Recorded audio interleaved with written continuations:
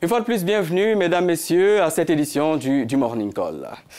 Des dizaines de manifestants et journalistes interpellés, c'est le bilan de la vaste mobilisation anti-Kabila organisée lundi à travers plusieurs villes de la République démocratique du Congo. À Kinshasa, la capitale, selon des témoins, une centaine de personnes ayant répondu à l'appel a été dispersée à coups de matraque par la police.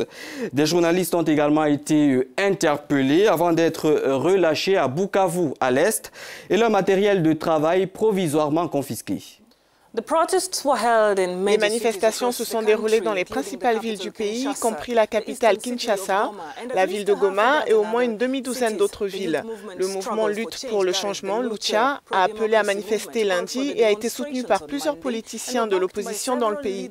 Selon Human Rights Watch, 57 personnes ont été arrêtées dans la ville de Goma, 24 dans la capitale Kinshasa et des dizaines d'autres dans 7 autres villes. Le Bureau des droits de l'homme des Nations Unies en RDC a condamné les arrestations de lundi, affirmant que ces arrestations arbitraires sont incompatibles avec le droit à l'information et le droit à la liberté garanti dans la Constitution de la République démocratique du Congo.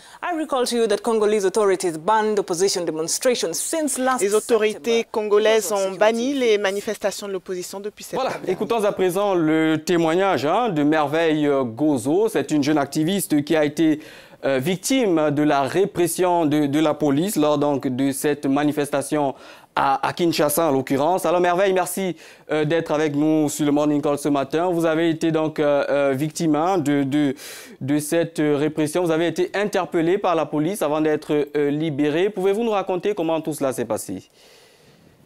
Nous n'avons pas atteint le lieu de rencontre. Nous avons déjà été interpellés devant le stade de Martyr par des agents de l'ordre. Ils nous ont interpellés, accusés des désobéissances civiles, ce qui n'a été pas le cas. Mais malgré cela, ils nous ont demandé de retourner, que la marche a été annulée. Nous n'avons pas résisté. Nous sommes retournés et juste en nous dispersant, quelques-uns ont lancé le gaz lacrymogène. Avec la foule, nous sommes dispersés. Il y avait la panique totale sur le boulevard Triomphal. Et c'est à cet instant-là que la police a procédé aux arrestations de quelques militants de Compte à rebours et de la Lucha avant d'être ramenés à l'inspection générale. Lorsque nous sommes arrivés, quelques policiers ont essayé de nous brutaliser moralement, mais nous n'avons pas cédé à leurs provocations. Nous étions très calmes. Aux alentours de 18 heures, la police scientifique était arrivée pour nous identifier, prendre nos empreintes et puis nous photographier. Quelques instants encore après, on a été libérés. Alors Merveille, pourquoi avez-vous répondu à cet appel qui, je le rappelle, avait été lancé par la Lucha, qui est un mouvement citoyen qui prône la transparence en République démocratique du Congo? En tant que citoyen responsable surtout, je n'ai pas besoin d'attendre l'appel de qui que ce soit. En tant que citoyenne, j'ai conscience de la dégradation des tissus économiques, de la restriction de l'espace de liberté publique. La preuve hier, on nous a interdit de manifester en politique, ce qui est notre droit légitime, le droit légitime de la population. Et en tant que jeune surtout, aujourd'hui la jeunesse, il n'y a aucune politique mise en place pour la jeunesse. Et cela révolte un peu. Et c'est pour cela que nous nous sommes dit, nous n'allons pas laisser un groupe d'individus ou quelques personnes, ça paraît hypothéquer l'avenir de 80 millions d'habitants.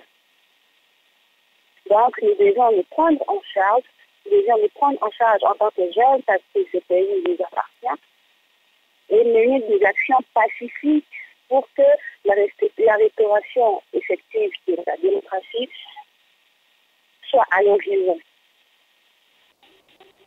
Voilà, les autorités de la RDC qui subissent des critiques d'une partie de la communauté internationale vous accusent d'être manipulés. Que répondez-vous à cela?